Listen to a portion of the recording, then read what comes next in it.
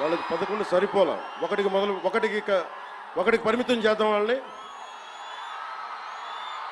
ఈసారి ఎన్నికలు పెట్టమని చెప్పండి, ఒకటికి పరిమితం చేద్దాం.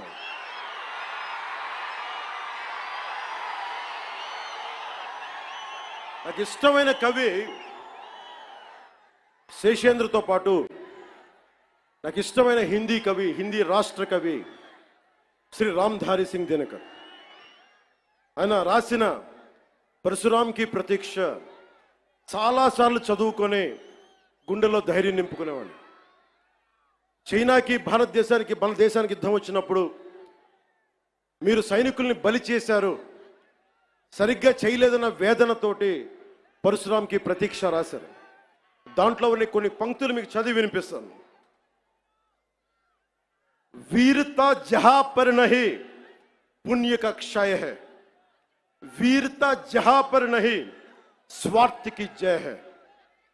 ధైర్యం లేని చోట మంచి విలువలు క్షీణిస్తాయి, నశిస్తాయి. ధైర్యం లేని చోట వైసీపీ లాంటి స్వార్థపూరిత శక్తులు సనాతన ధర్మాన్ని మట్టిలో కనిపిస్తామని చెప్పే శక్తులు విజయ దుందుబిని మోగిస్తాయి. భిన్నత్వంలో ఏకత్వం అంటే సనాతన హిందూ ధర్మాన్ని ఒంటరి చేసి చంపడం కాదు కదా. భిన్నత్వంలో ఏకత్వం అంటే అన్నీ కలుపుకొని వెళ్ళటం.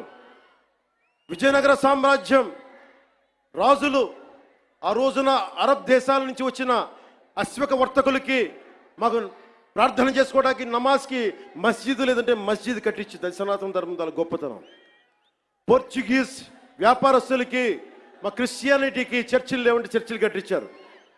ఆ రోజు ఎవరు ఎదుర్కోలా.